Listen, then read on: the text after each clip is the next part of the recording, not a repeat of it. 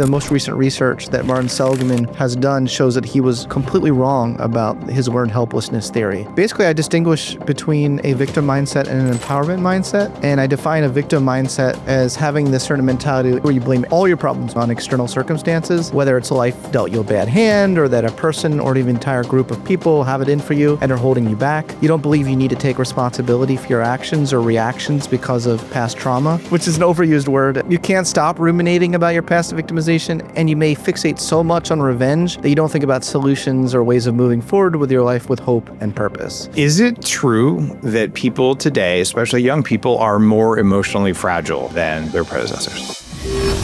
You're listening to The Human Upgrade with Dave Asprey. You might notice that Scott looks kind of like Cyclops right now. And not only is he a psychiatry superhero, he's wearing the, I didn't even know he had them.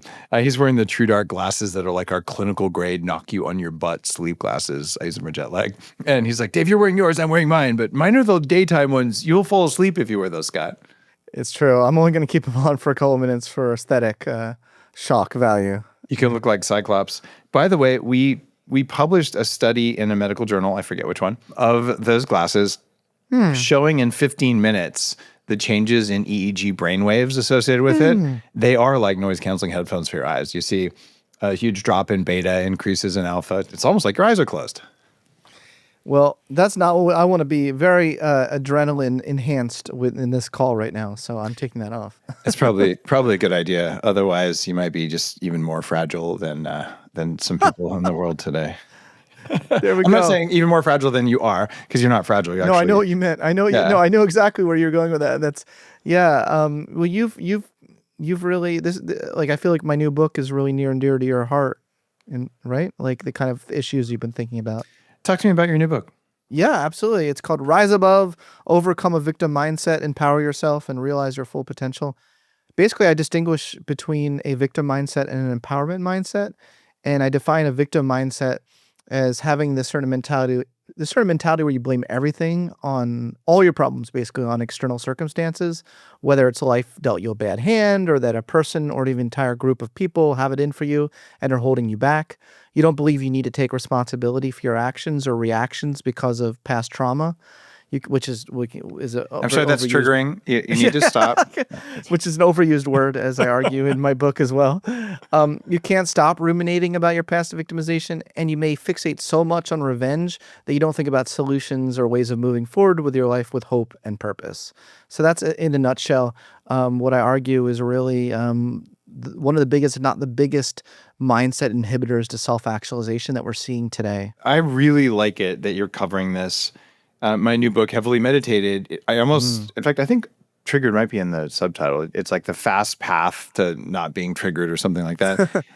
Because if someone can trigger you, it means you can be programmed. And you're one of the masters about just saying, what's really going on in there? What are the different types of triggers? What are the different types of what I would consider mind control that makes you into a victim? And I think this is your third episode. Maybe second. But you've been on my podcast, I think, twice. So maybe it's because I've been on yours. So we've talked enough times to get to know each other reasonably well. And I just think you're one of the great thinkers. And I guess I'm not alone in that, because Business Insider says you're one of 50 groundbreaking scientists with a small ego. And not to be confused with other body parts. No, I'm joking. That's my job. No, that was inappropriate. Sorry. It's all right. I'm triggered. We're going to talk about some stuff, and we'll have fun along the way, because sure. I know it's a safe space for us to make jokes. 100%. Dude, that was funny. Like, I just said safe space, and like you didn't even laugh. God. Oh, I see. I thought you were being serious. Like, no, because I'm like, well, thank you. I mean, I want to be in a safe space with you. It's better than being in a not safe space with you. Well, let me ask you this. We're going to talk about reasons that there's been some societal changes and all that, but I want to talk about safety and nervous system regulation. I've worked on teaching my kids this, and I've given some talks about it. Internally generated safety. It is a skill that humans can have. Like, even if the world outside isn't particularly safe for you in the situation where you are right now, you can still generate a field of internal safety so you can choose to take action instead of just laying there and flopping around screaming and, running away and having a panic attack or, passing out or, all of the, deciding to punch someone in the wrong situation. Like all the reactive things that people do when they stop thinking, they come from not having internally generated safety, at least enough to take agency. How do we teach people to have an internal sense of safety so they have control? Yeah, I would, my entryway into that question, I would take this tact. So much when we think of being a victim or having a victim mindset, we think about external circumstances. But actually, the first part of my book are all the ways that we can be a victim to our inner world. Ooh. And that's kind of a new angle on the whole thing. Yeah. So actually, my book really is about inner victimhood, not outer victimhood at the end of the day. So I have don't be a victim to your past. Don't be a victim to your own self-esteem. For those who have to feel good about themselves at all times, I worry about those people. Don't be a victim to your emotions. We are a victim to our emotions when we think that we have to listen to our emotions immediately and we have to act on them, and we don't create any separation between our consciousness and our experiential world, So there's so many ways. So that's the way I'm answering your question, by saying, well, there are actually so many ways that we don't even realize that we're a victim to our inner world, and we don't have to be. At the end of the day, I want to help people self-actualize and reach their full potential. And you're not doing that when you are at the beck and call of your self-esteem, of your emotions, of your past, etc. Irving Yalom has a great quote that I think just encapsulates my whole book. Sooner or later, you have to give up all hope for a better past. I've never heard that quote, and it's so good. One of the things that we're capable of doing is looking back on our past and recharacterizing it. And this is a major part of what 40 Years of Zen, my neuroscience company, does. It's like you go back, whatever crappiest thing happened to you that is currently making you triggered, and I've had plenty of those, bullying, being bored with a cord wrapped around my neck, so you come into the world thinking someone's trying to kill you, all kinds of crap that almost makes sense. But each of those things can have a poor me message, or it can be what's a good thing that came out of it. And just finding a tiny good thing, it feels like, oh, maybe it wasn't all bad, and now the glass isn't, half empty. It's got some stuff in it, and maybe some of it's useful. And so how do you do that, though? It's really hard, even for full-grown, successful adults, to go back and say, this crappy thing that's my identity isn't actually as bad as I thought it was. I mean, it sounds so trite to say that anything really worthwhile in life is going to be hard. But I think there's a certain truth that I think that the default, the most recent research that Martin Seligman has done shows that he was completely wrong about his learned helplessness theory. He had published a paper 50 years later saying 50 years later we were completely wrong. It's actually the exact opposite. Humans, not rats, because they did a lot of their theorizing and conclusions based on dogs and rats, but in humans, our default response is helplessness. What is learned is hopefulness. So you actually have to go through the work of learning hope, because the way our nervous systems work is that for most people, our default state is passivity and that woe is me reaction, and that sort of I'm in my own mental prison. And we have to learn techniques to remind ourselves that we can actually leave that mental prison whenever we want. Our default state is passivity. Helplessness. It's not learned helplessness. Helplessness is our default state. Wow, it's because we're born helpless and we just kind of stick in that. Why is it that way? Well, that was actually a brilliant insight. First of all, that was like, you just said that like in passing is like no big deal, but that's actually a very strong part of the story, because these are different parts of the brain, and it's much quicker, neurally speaking, to access the pathway of that childhood sort of helpless feeling, right? That's more primal, pre-verbal, emotional. It's much quicker to access that network. It takes a lot more work to climb our way all the way up to that dorsolateral prefrontal cortex and say, you know what, I'm gonna override that, and I'm actually gonna believe in myself, or you know what, I'm actually gonna take a bet on myself, and even if no one else in my environment has that bet. A lot of that just takes a lot more work to overcome fear, to overcome the fear of rejection, to overcome there are 6 major psychological fears people have, like fear of losing reputation, fear of rejection, fear of losing emotional intimacy, et cetera, et cetera. But you only get the good stuff, the best stuff in the world by risking those losses.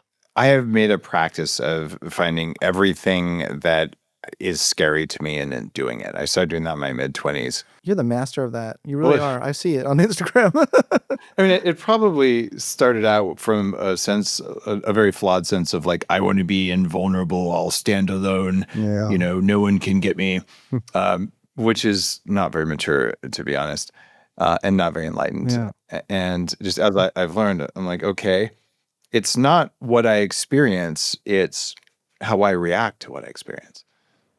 And recently, I think the post you're talking about, because I was really fat, I have a lot of extra skin all over my body. And I like to call it a facial circumcision. So I had all of my fat skin removed. And some people would say that's just a facelift. I mean, it was kind of like 2 facelifts from the amount of skin they took off, but no amount of youthfulness is going to take care of that much skin. I have like hanging skin on the back of me and stuff because losing 100 pounds will do that. So I published a pretty brutal picture of my face all banged up. And what I didn't say in that picture is that about 24 hours after the original surgery, which went perfectly, I did something, moved, or did something, and it caused, and I think it was my fault, not the surgeon's, it caused a leak under the skin, a hematoma. And that meant I had to go back in. And I called the doctor and went over, and he goes, oh, good God. He goes, we're going to have to like do the left half of your face again. I said, okay. Oh, wow. And he goes, you just ate, didn't you? I said, yeah. He goes, we can't put you under. So they injected me with lidocaine, and I laid there for somewhere slightly under 2 hours. Well, they basically took off half my face while I was fully awake and talking to them. And then, I'm like, what's that? And like, we're not supposed to tell you. I'm like, no, I'm curious. Like, what's going on here? And like, that's us sewing your ear back on. I'm like, holy crap.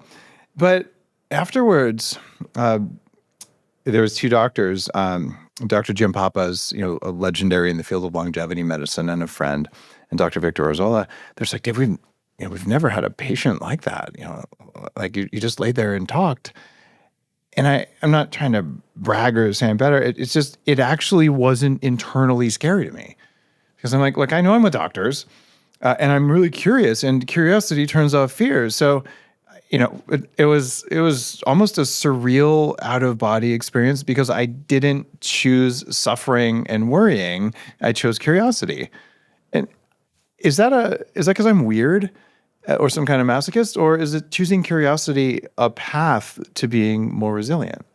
Well, I don't want to feed your ego if I said it because you're more enlightened, but there is a certain wisdom that I think everyone experiences when they see the power of shifting your mindset from fear to curiosity. I mean, I think anyone can see it.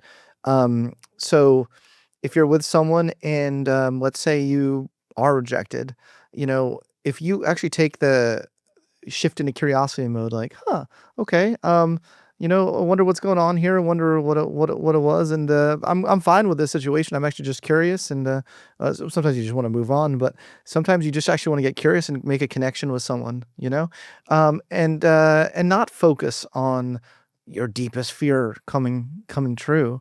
I think anyone who kind of experiences that realizes the profound shift in even just energy connection between 2 people.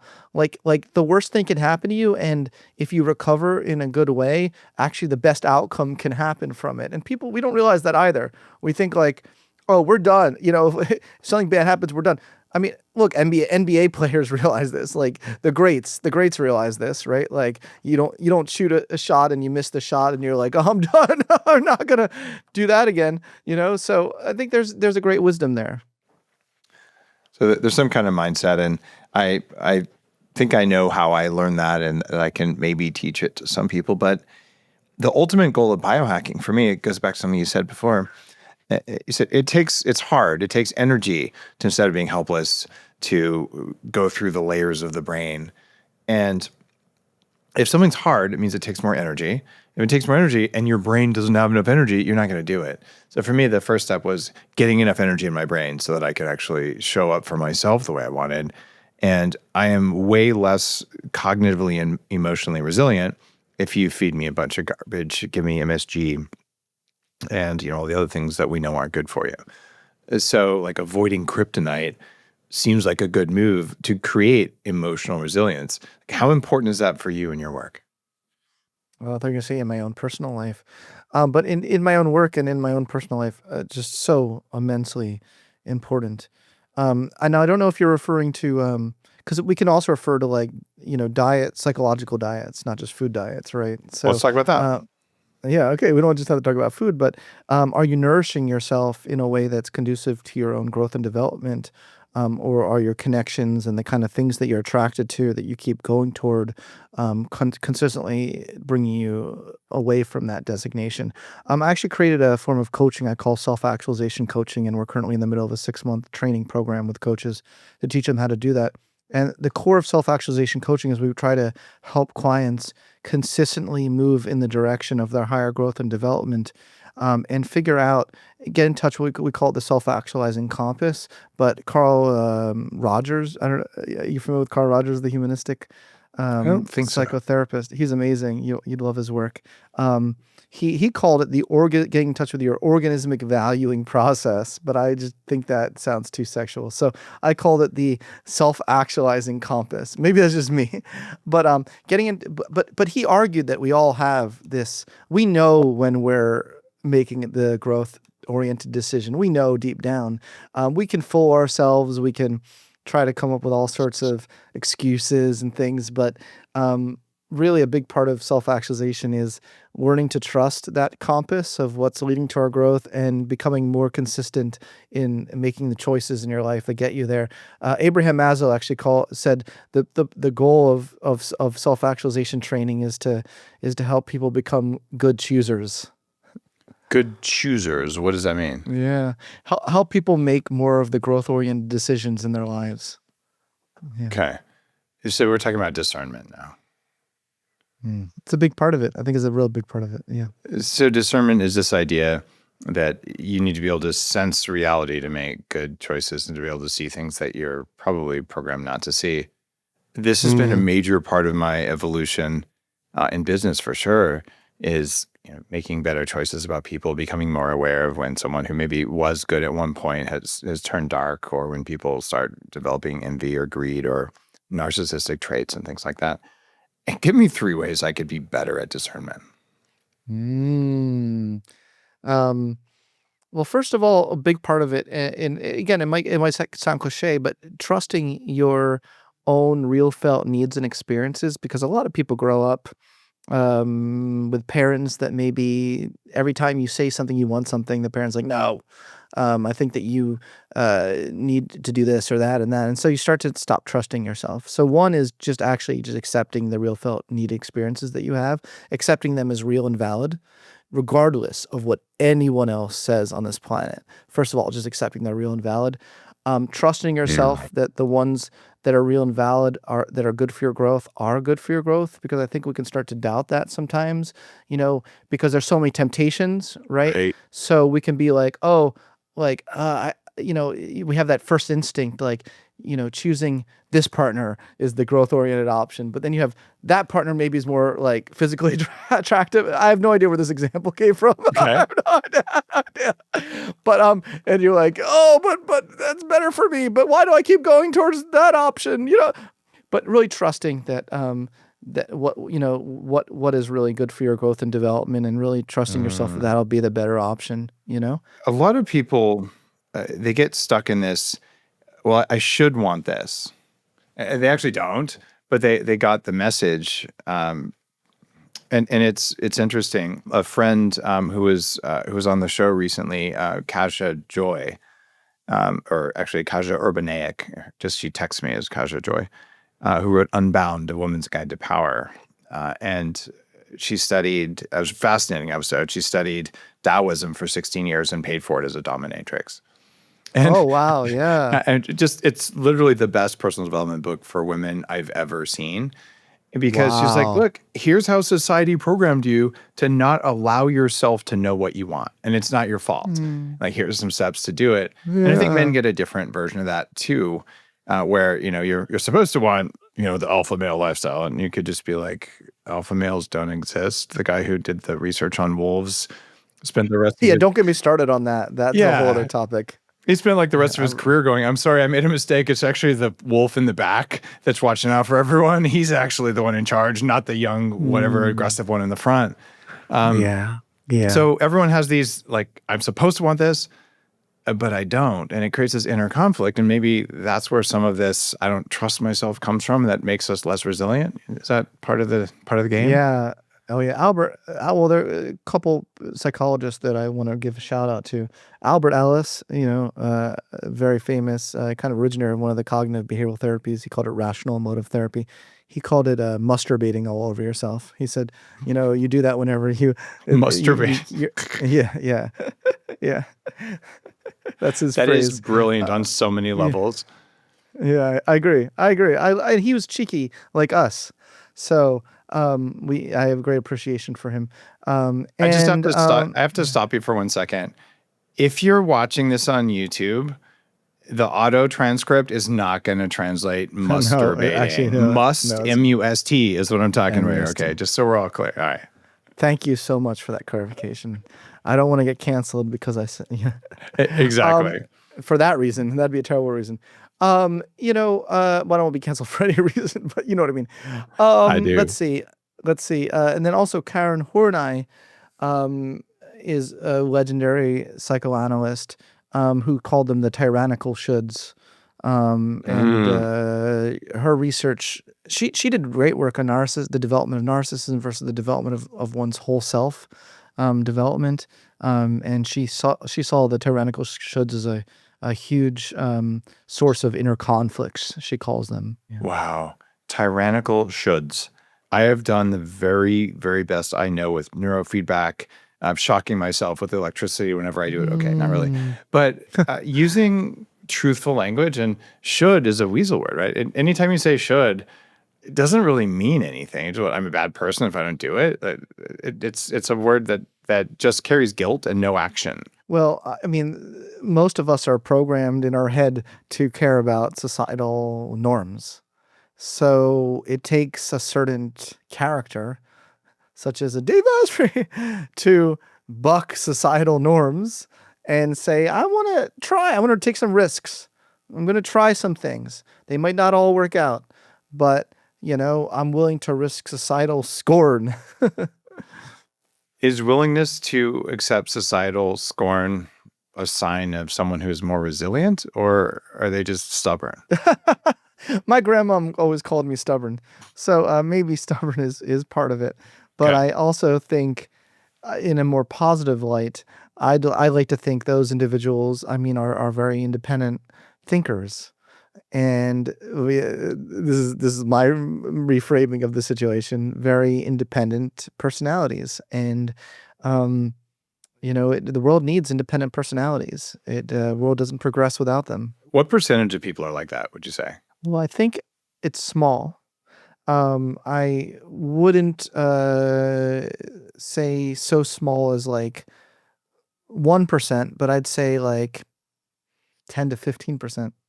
Now I'm pulling that number out of my ass, but not completely. Not completely. I am actually considering a lot of the studies I've conducted on this topic, and I'm like, that feels like a reasonable percentage based on my results. Okay, so it's pretty small.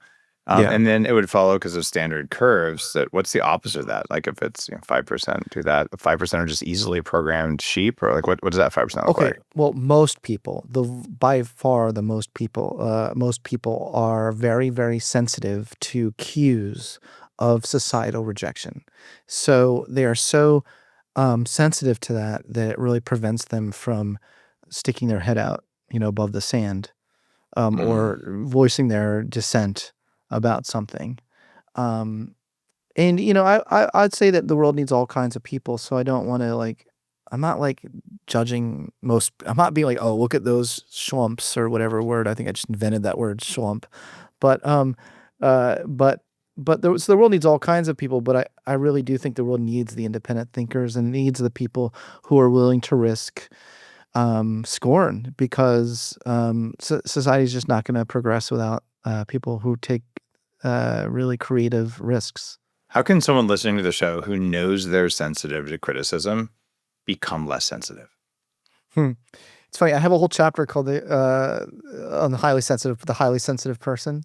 You know, and I do have some tips in there, because I think that it's not bad. So first of all, I would say that person, you don't need to eradicate your sensitivity from the kingdom. Like, it can be a wonderful trait, but I think it is possible to be too sensitive.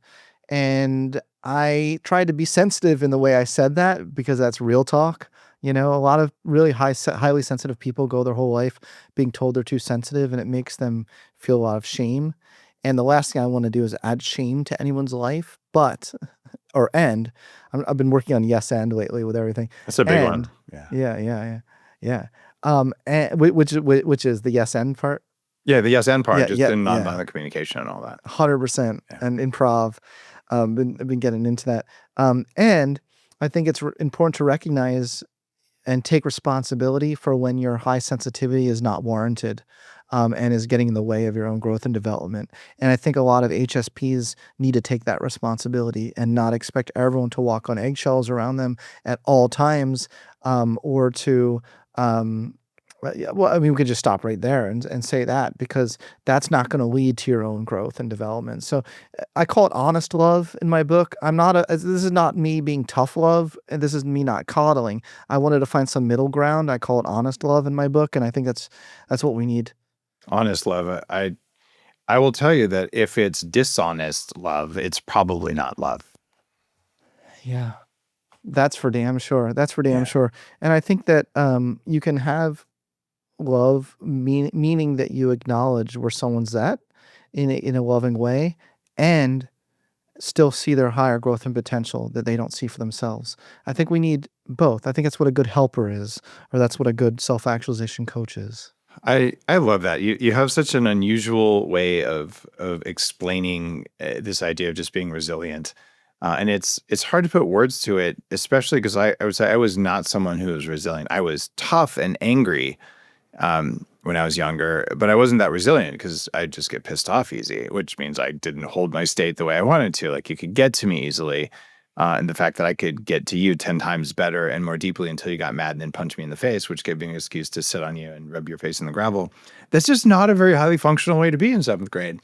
It's true. So I feel like it even that level of, quote, toughness, which wasn't that tough, in today's world, they would just have arrested me in 7th grade, even though I probably didn't throw the first punch.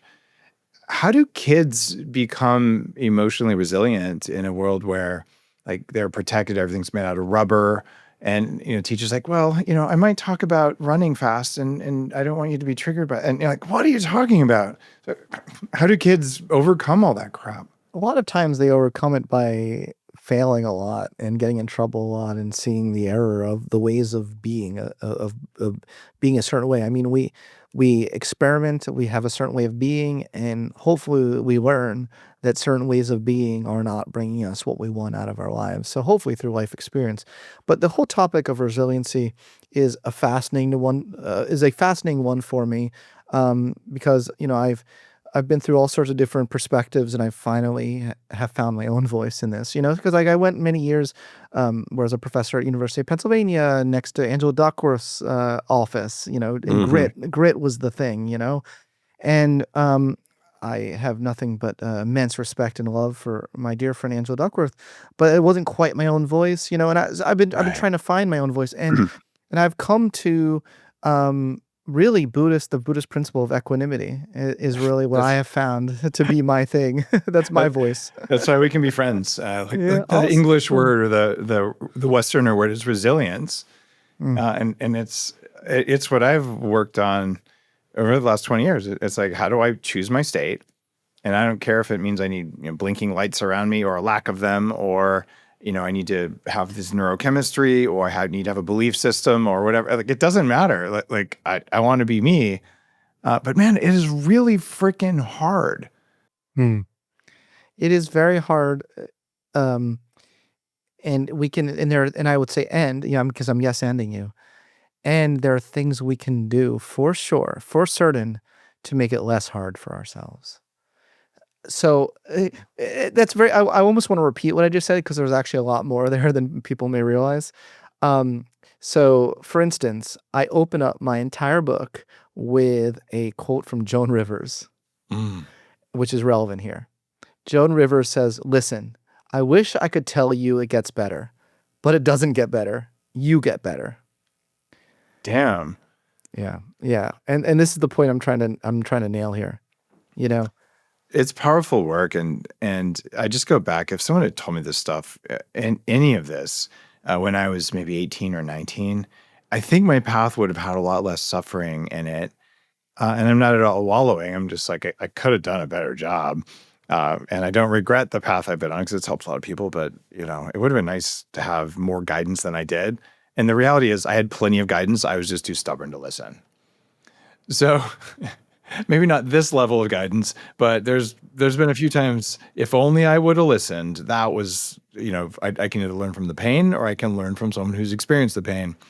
Well, but you seem to take your missteps in good humor. I feel like you have a good way of coping with the absurdity of human existence, and I think that's a good thing.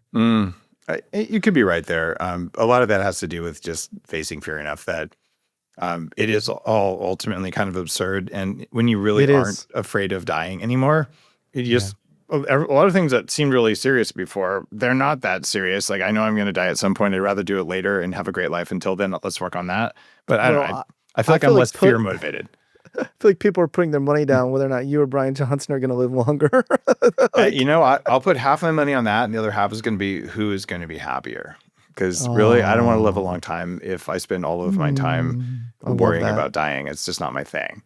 I agree completely. I agree. I have a lot of thoughts on that too. But I'm on the same page as you. Yeah, and I totally appreciate Brian's been on my stage, and that's not throwing shade in the slightest. Of course. Yeah. It's a philosophical difference where I have spent massive percentages of time, and my whole thing is I don't want to spend 6 hours a day on being more conscious, on being healthier, living longer. I want to spend 1 minute a day doing that. I don't know how. I'll spend as much time as I have to, but it's like, how to be fit for purpose and do all the things that matter.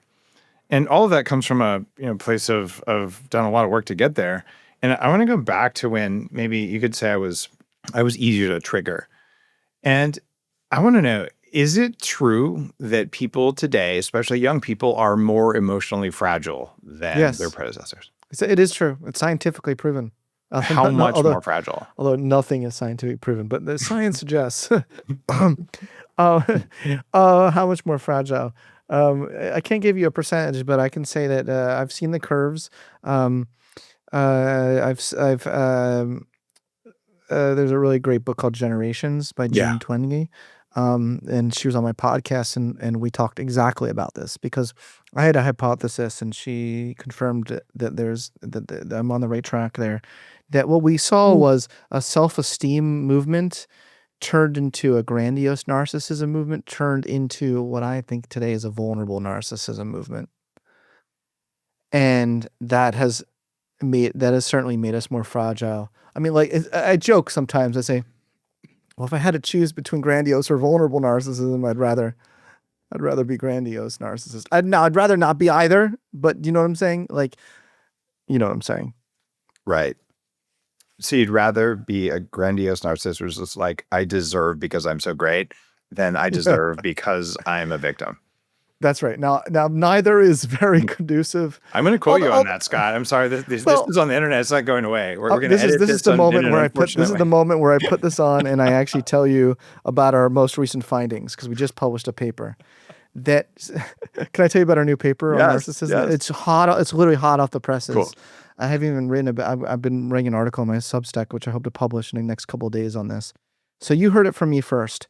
We found that we may need to rethink grandiose narcissism. Really? Because yes. Because we looked, mostly when people look at grandiose and vulnerable narcissism, they look between people, but they don't look within a particular individual to see whether or not the particular balance of vulnerable and grandiose matters. So that we were like the first study to actually look within people. And we found 4 profiles when you do that. We found high grandiose, low vulnerable. You can think about all the combinations. So high vulnerable, high grandiose, low in both, and I think I maybe missed one profile, right? Did I on there? But anyway, you get what I'm saying. Yeah. And we found, interestingly enough, we found that if you're just high grandiose and very, very low in the vulnerable narcissism traits, we actually found no downside to that. Now, that's a very controversial thing to say because we want to believe that these individuals that have something coming to karma, but actually, you can isolate certain components of grandiose narcissism that are just simply, I believe in myself. I have a grandiose vision in life. I want to be a good leader. These kinds of traits, we actually found, we make the case that our evidence is suggestive we need to rethink narcissism because that shouldn't belong as the realm of narcissism. So it's maybe a little bit of a controversial thing to say, but I think it's really interesting. It is both interesting and controversial. Join me on Saturday, April 12th in 2025 here in Austin, Texas, for a day of biohacking and consciousness. It's not just me teaching you about consciousness and high performance. David Bayer runs a Changed Mind podcast with more than 1 million listeners. He helps high achievers overcome resistance. Holistic Hilda. She's an experiential anthropologist. She looks at ancestral health practices that can restore your energy and your life force. Samantha Skelly, best-selling author and speaker and founder of Pause Breathwork. This is trauma-informed breathwork and facilitator training. Best-selling author Peaceful Barb. She's a meditation teacher who's helped millions cultivate mindfulness and inner peace with her Peaceful Mind, Peaceful Life program. And of course, Victor Chan, who's a scholar, an author, and best known for his work with the Dalai Lama and has co-authored books with him. Go to daveasprey.com to get your ticket now.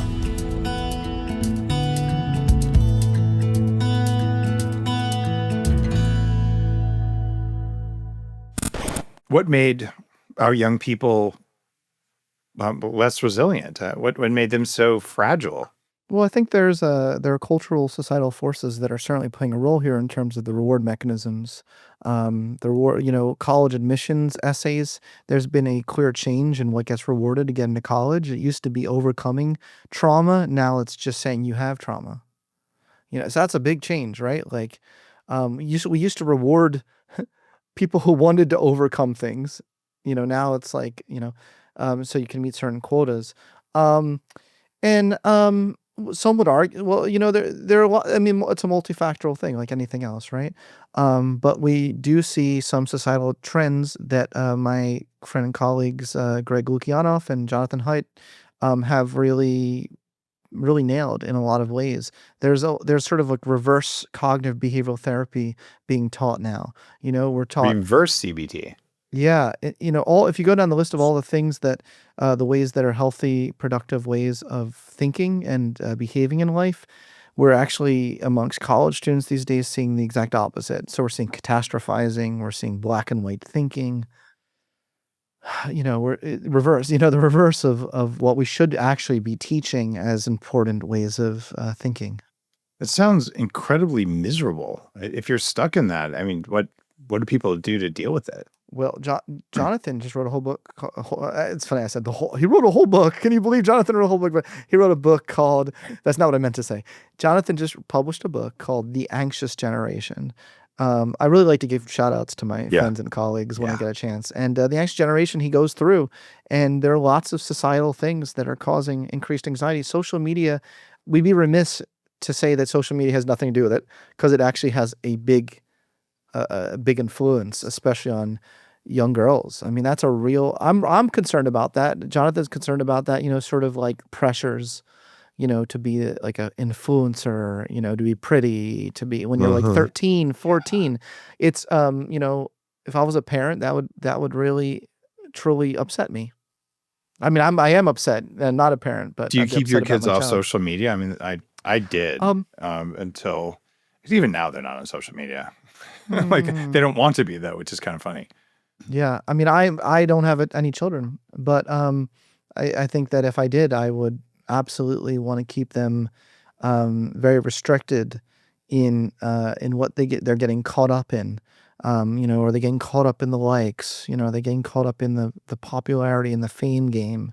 It's something that I feel like people have so much pressure now in order to be accepted and to belong, they have to um, have a diagnosis, and look, this obviously gets into some controversial territory, and I want to be mindful and honor that not everyone might see that as the case, but I think the trends suggest there is a lot of peer pressure these days to be non-binary, to be trans. There's pressure to be, as well as there are a lot of those who are absolutely legitimately so, but I think it gets mixed in with increasing social pressures to have a label, right? So I wouldn't even just hone in on that. I would also say things like ADHD, things like autism. Like there's pressure now to be vulnerable in order to belong to peer groups, and in a way we've never seen before. Now, you might not want to touch that with a big pole, but it's I think it's something that the evidence does suggest that there are unfortunate pressures that a lot of young people have that are a shame because they're so yearning for belonging. I'm willing to touch all sorts of lightning rods, but Okay. not necessarily big poles like you. Well, we can't all, but anyway. I feel like we have some sort of seventh grade sense of humor thing. We going do. on here. We do, but we know we do. But let's acknowledge that, and let's also acknowledge that I come at all of this from a place of wanting people to transcend their circumstances in ways that are hopeful for them, and so all of this is in the service of that, and we have to be really honest about things in our society, and I see social media as a really big culprit of a lot of it. It is a culprit, and I really radically support people's right to have control over their own biology. I think it's unethical that any regulator anywhere thinks that they can tell me what I can buy to put in my body to improve my longevity or my health, or what procedures I need a permission slip for. So all of that, I stand with your right as an adult for self-determination biologically. I also have incredible tenderness and gentleness towards the pain of being a teenager. And I was not ready to make any kind of decision that life-changing at that age, and I don't think any kids are. And that's where the real problem gets. So what we can do, whatever they do as adults, they can do. But what we can do is we can find ways to provide belonging, community, and support. And community is a source of nourishment for people, at least in the frameworks that I use. You can be without food or without community. Either way, you're starving.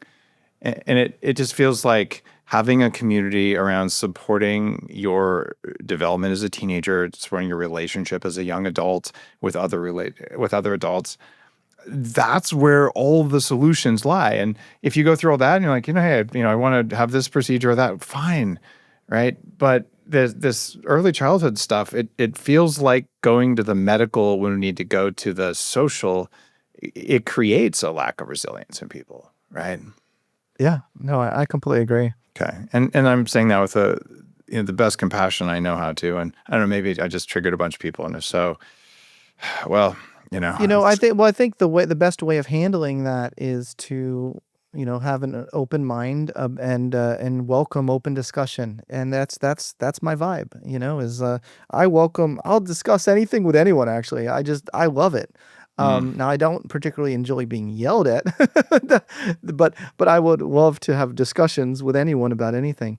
I think there's no easy answers, and I think that that kids who have 13-year-old, 14-year-olds, young kids are notorious throughout the age of human history to have identity crises. And the question is, how can we help them through these times where they discover who they are and who they really want to be without the influence of their peers so much? It's really tough on parents too, because we want kids to be tough, but we don't want to be mean to them and all of that.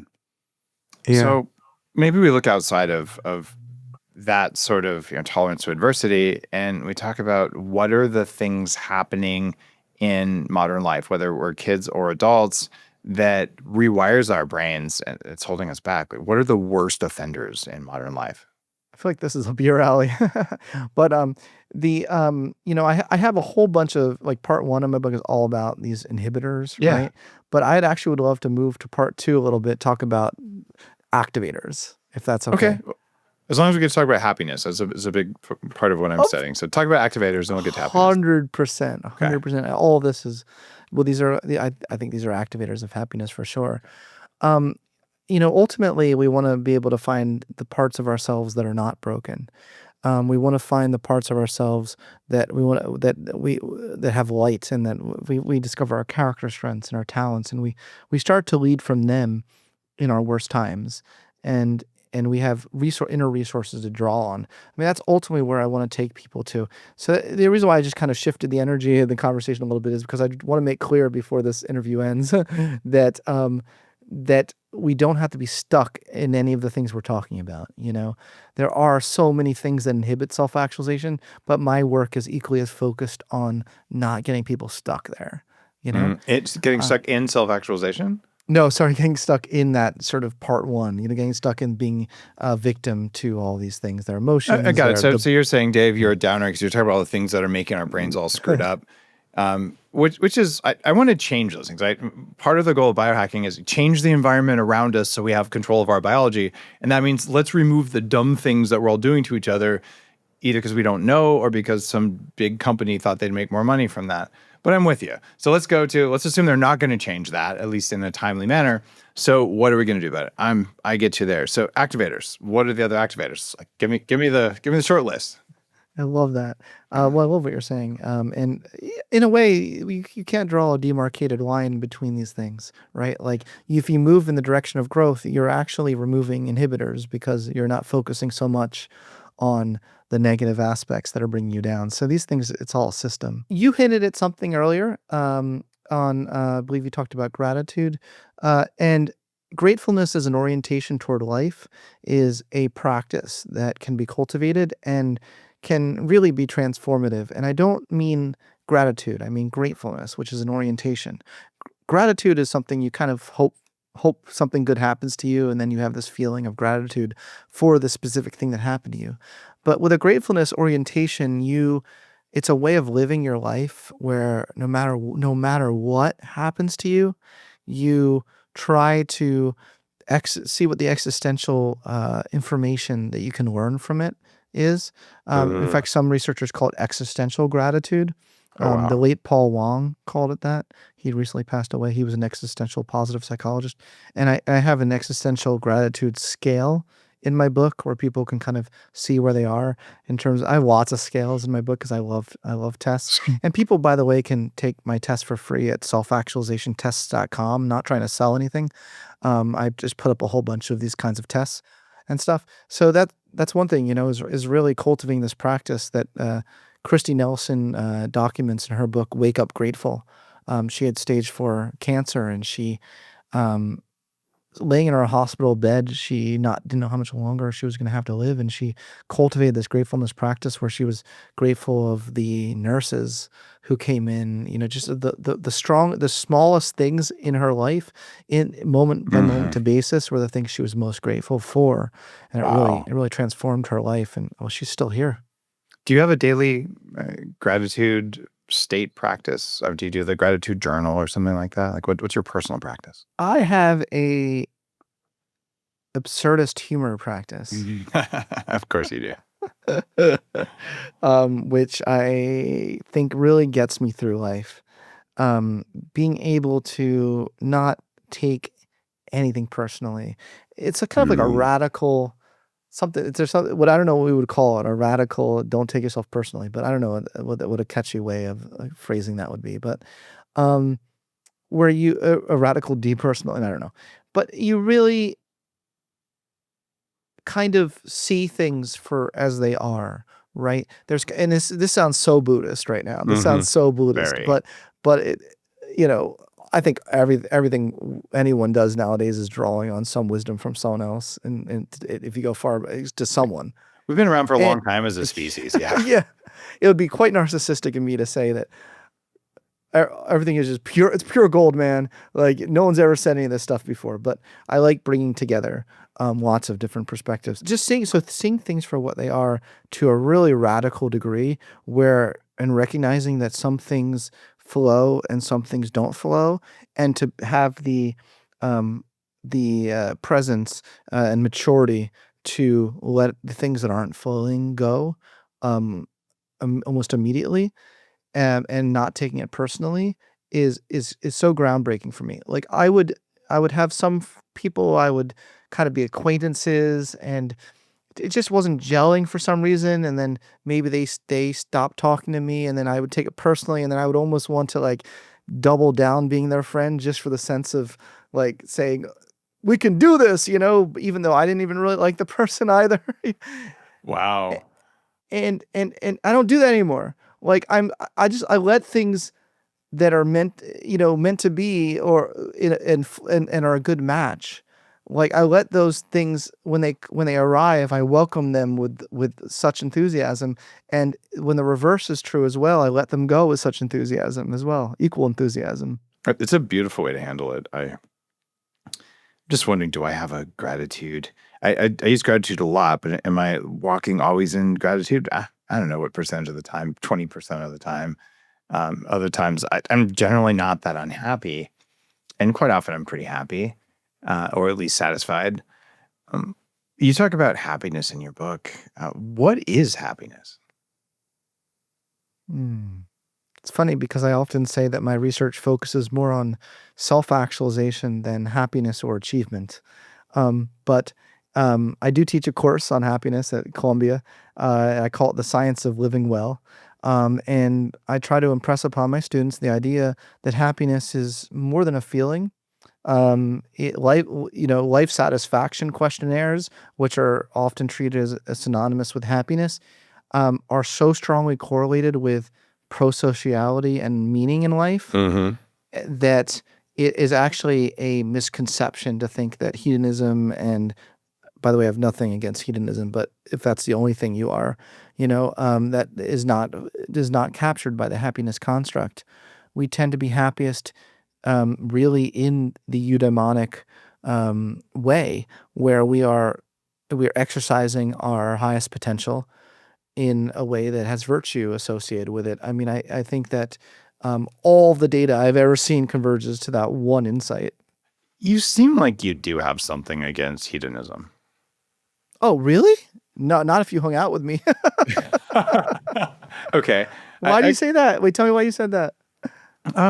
Well, just prepping for the show.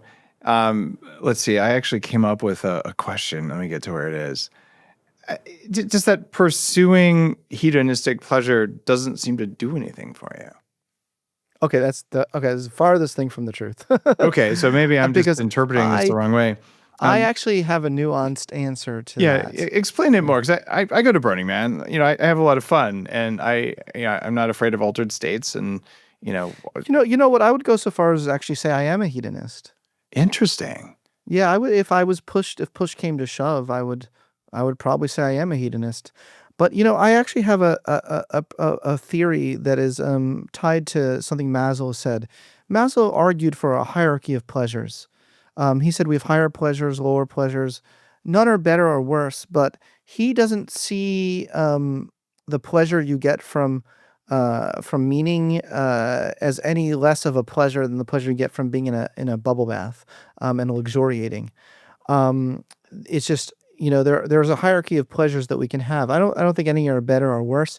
I like to just just balance my life with all of them.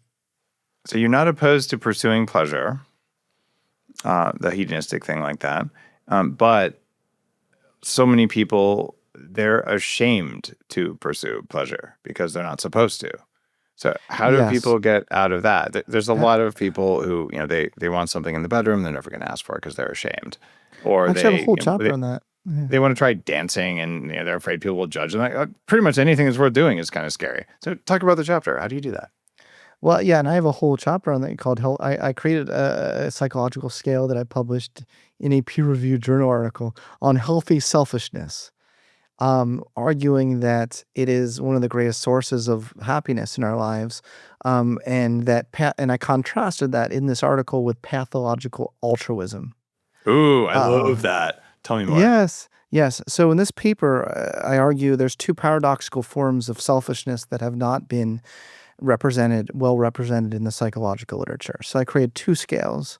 One to measure pathological altruism, the extent to which you have the need to be needed and help others even when it's intrusive. So we can call it more colloquially, we can call it intrusive helping, which is how I refer to it in the book.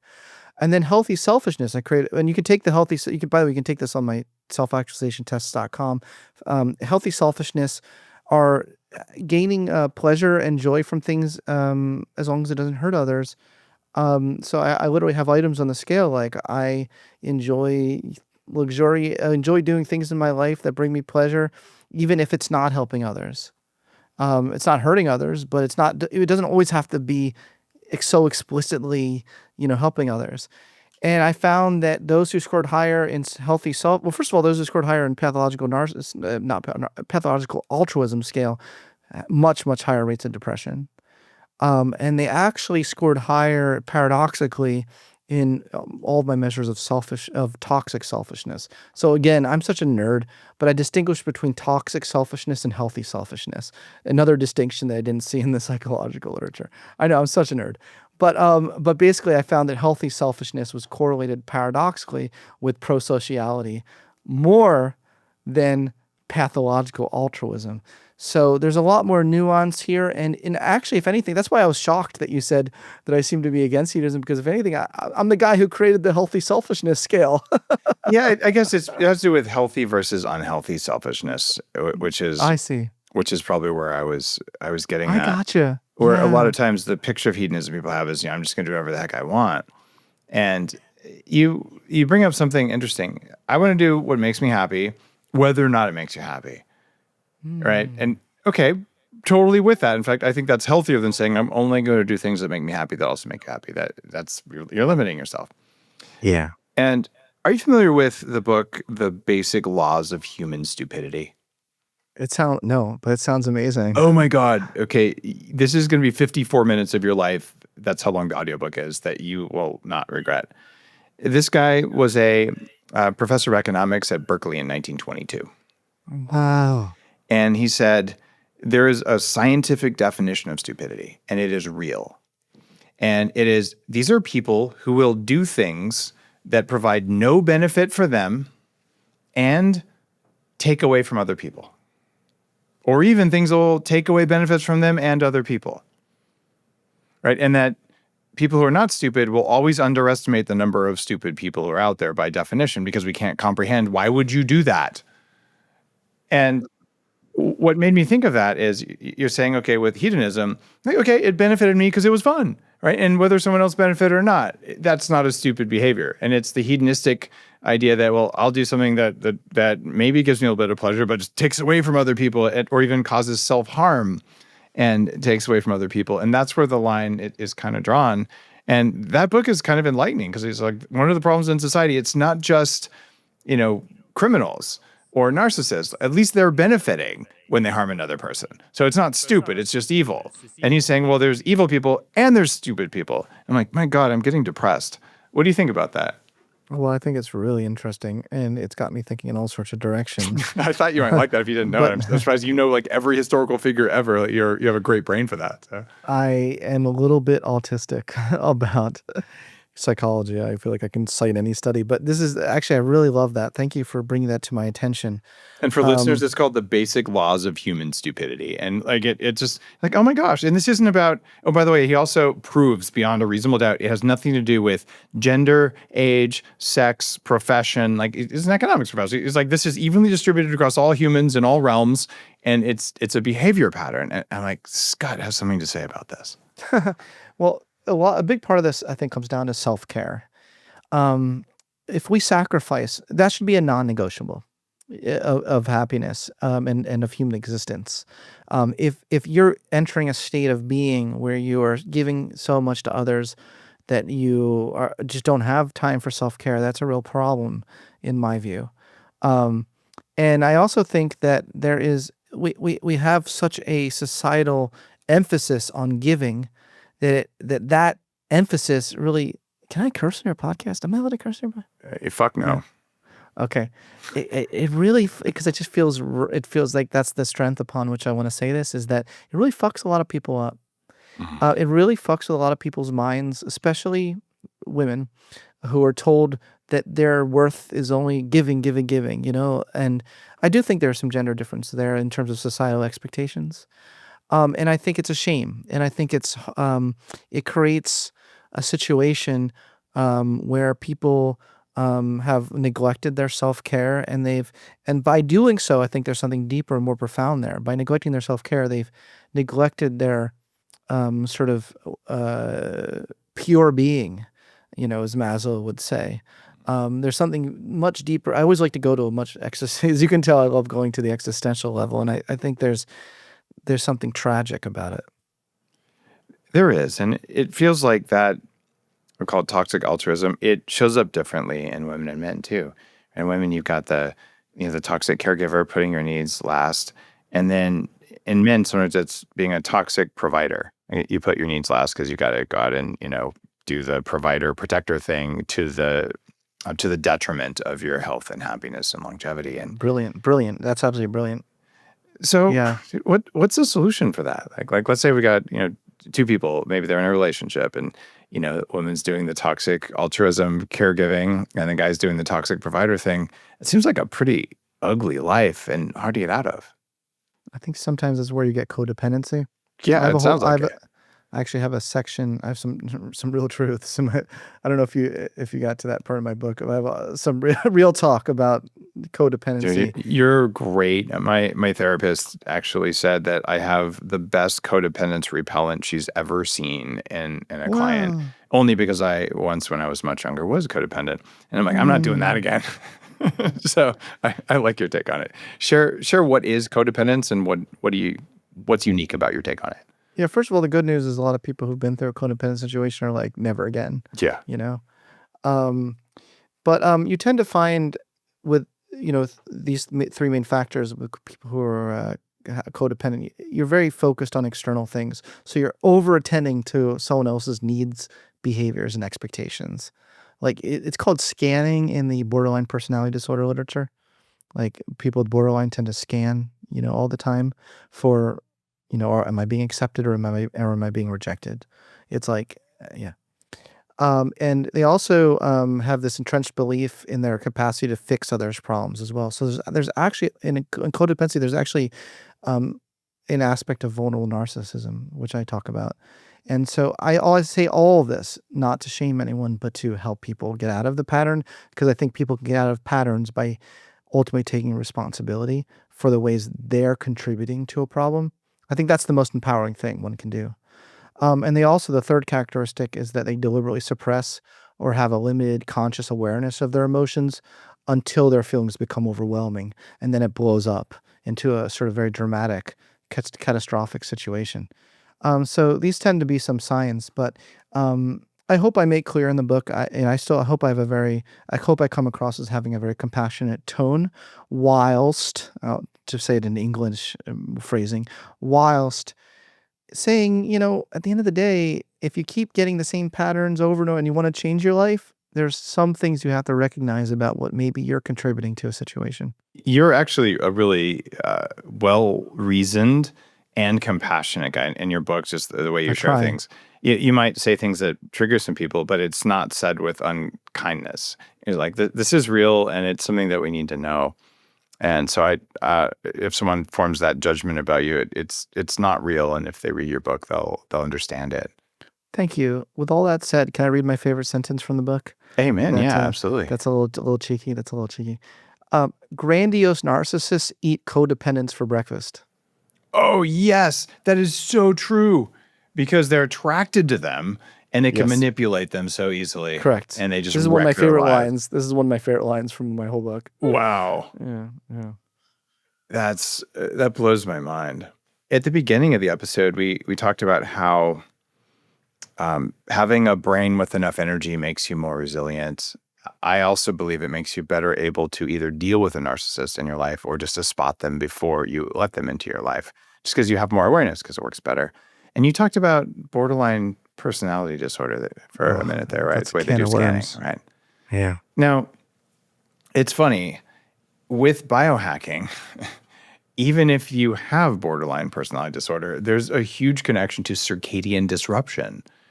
And if you do bright light therapy in the morning and maybe you're religious about wearing some dark glasses of a particular color at night, that's funny. The delayed sleep onset that is a hallmark of VPD, which by the way, I had delayed sleep onset disorder almost certainly. I could not go to sleep before 2 a.m. to save my life until I reset my circadian rhythm, and my brain is way happier now. I never had BPD or anything like that. But there's a reduced melatonin. Like there's all kinds of stuff that's tied to sleep. So you can actually take someone whose brain maybe has the capacity to go dark, like it would in borderline personality, and you set up their environment so they have more energy, more resilience, regular sleep, regular light dark cycles, and then maybe they just don't go that way and their life is better and all the lives of people around them is better. So I'm always blown away by these low-level biological things that lead when you kind of go up the path to more resilient people who can hold their state, because no one with borderline personality disorder wants to, flip over into Mr. Hyde. Totally. And just like I said, borderline is a whole different can of worms because there's still so much disagreement in the psychiatric world about what in the world it is and what its essential features are. Um, but it is relevant to this discussion because we have found a 0.90 correlation between our vulnerable narcissism scale and borderline personality disorder scales. Whoa. To the point, some people think they might be the same thing, that vulnerable narcissism is just, it's the non-pathological like personality variation that is essentially borderline personality disorder in the everyday population, whereas borderline is just the diagnosis we put on people in a clinical setting. So, but the correlation is so high. So you see so much overlap in the characteristics between one and the other. And a lot of it makes sense when you think of it this way. You think of vulnerable narcissism as all of the characteristics and behaviors you see are all ways of protecting the vulnerable self from harm, the harm of rejection, and the harm of the self being rejected. And so therefore you see all sorts of different behaviors that all make sense though in that light. It also, I think, gives us more empathy for these individuals as well. I do like call me crazy. I like humanizing psychiatric illnesses. I like humanizing them. I tried doing that with ADHD as well. It's like, I think we need to get rid of this illness model that, as opposed to, it's just a personality variation. Yeah. So you don't support my therapy for sociopaths, wood chipper therapy? You're not. Well, I don't think I would. I would, but I'm just kidding. That's hilarious. That's hilarious. But the nerd in me though is like, I didn't take that as a joke. I was like processing it, and I wanted to give you a nuanced answer. That's why it was so funny. I watched the wood chipper enter your brain. It's like, and then so. But in all seriousness, are there some personality types that are running wild in the world that just are harmful for society, and yes, we need to put them in Australia or somewhere? Yes. And that's an enter my whole research program that is a very active area of research right now in the light versus dark triad of personality. We've my colleague, especially Craig Newman, and I, just big shout out to Craig. He started his research career studying with Robert Hare and co-authored, I believe, he co-authored the psychopath test. So he is one of the foundational psychopath guys, and he's gone over to the light side with me.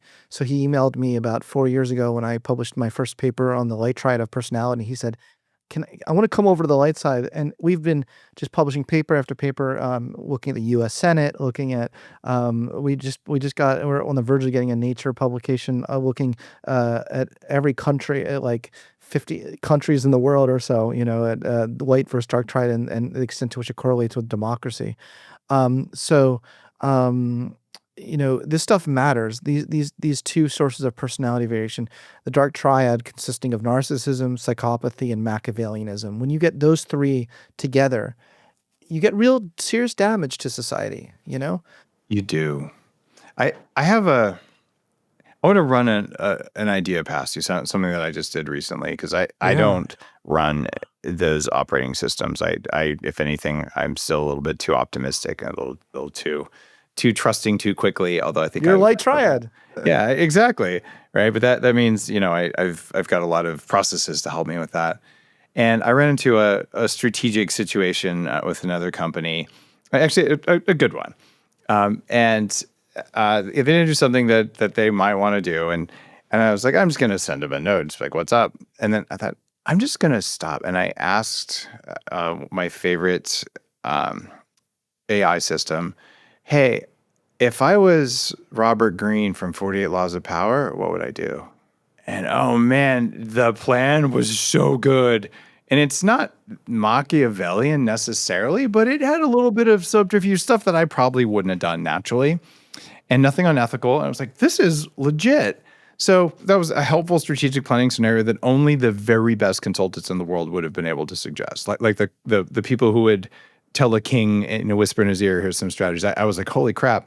But I could also use it to say, well, hey, this is what's happening.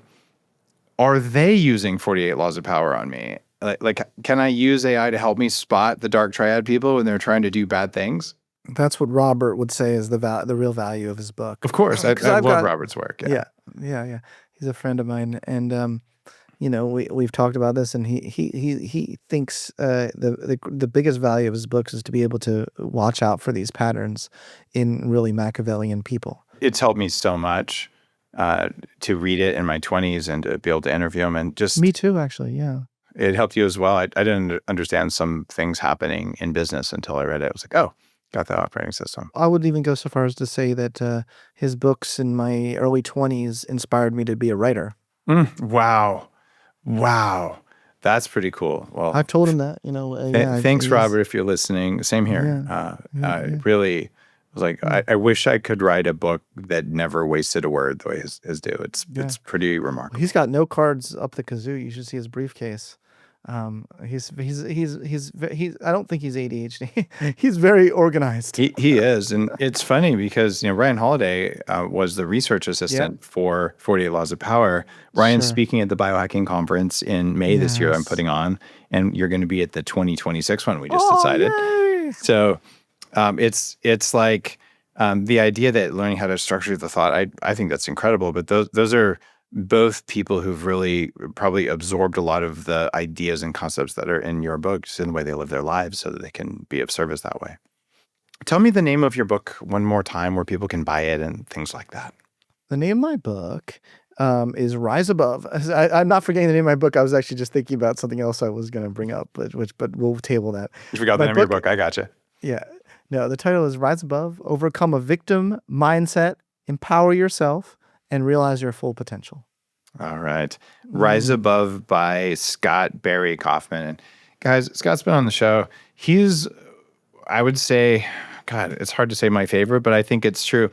My favorite modern psychiatrist, psychologist, thinker about these personality things. And the way you look through really a lot of the history of your field, you have it all on hand. You're one of the few people who kind of sees how we got here, how thoughts and ideas evolved, and then you bring up new ones. So it's always a great pleasure to have you on the show, get a chance to talk and to learn. And if you are listening to the show and one thing we said pissed you off, you need to read Rise Above because we shouldn't be able to do that to you. It means you're walking around like if you never update your phone and hackers can take it over. If this episode pissed you off even a little bit, you have vulnerabilities and we will hack your behavior and we are your puppet masters. And you shouldn't let us do that. I'm not agreeing with all this. I'm not necessarily agreeing with all I put the words in your mouth. You can't take them back. I actually welcome disagreements. I welcome healthy, respectful. No. I think you misinterpreted this. I'm not saying that if you disagreed. I said if it pissed you off. Right. Interesting. Okay. If you get angry at someone who says something you disagree with, dude, you have an emotional problem. Like, that doesn't make any sense. Let's talk about it. Like, maybe I'm wrong. Maybe you're wrong. Like, let's share this. But if instead you're like, how dare you insult my belief system by saying something that I don't, dude, I got under your skin with an idea and you shouldn't let people do that because what else is under your skin? It's probably like a bunch of like weird built up dead skin cells. Gross. That's so interesting. I got pretty pissed off when I read Kanye West's tweets not so long ago. Do some deep breath, man. And maybe, I'm saying maybe that's, an indication that I'm giving him too much power. It is. I'm listening to you, Dave. I'm listening to you. I mean, I saw them and I was like, this guy, number one, it seems like he's kind of gotten a little bit, like his well-documented illnesses seem like they're out there. And also another part of me is like, I don't agree with all this stuff. And as an ability to draw attention and to just troll the world, it's masterful trolling, whether I agree with that or not. It's masterful. It actually is masterful. The ad where I spent all my money on something, so I recorded. Like, dude, you can't do that, but you just did. And the fact that I don't agree with your payload, dude, your delivery was what? So I didn't get mad at any of that. I might shake my hand and go, dude, I don't agree. But the anger, and if I get pissed by anything, it's on me. Like anything on earth. Right? And that's a big thing to believe, and it's created a lot of freedom for me. I don't know. It sounds like you don't quite agree with that. Wow, I'm just like wow. This is like we're ending it's like we're ending the whole this wonderful rich conversation with yet another really rich topic that could be discussed. Right? I mean, I think like everything, nuance is that there are some things that it's healthy to be angry about. Or using anger like as a spark to ignite change for social change. Yeah. Anger is a good spark, and it's a terrible fuel because it'll burn you up. And that's a good way of putting it. Yeah. That's a good way of putting it. But barring huge social movement changes, your point, is the words. And if the words we said in this conversation piss you off, read my book. No matter what, read my book. Yeah. There you go. We'll make a big old flow chart, and all of it just leads to read my book. Yeah. You're a smart guy. The more I talk to you, the more you're a quick processor. I like it. Yeah. Well, thank you. Yeah. I like to think it comes from removing all of the traumas I could find so that it left space for thinking. Because maybe I wasn't always the way I am today, and who knows how I'll be tomorrow. So, Scott, keep on coming up with cool new ideas. Keep on writing books and just asking all these great questions and saying the hard stuff, especially around this victim narcissism and vulnerable narcissism. These are real. They're problems, and a willingness to stand up and talk about them and face those exact people yelling at you. Thanks for doing the hard work. And well, I'm happy to say, you're onto something.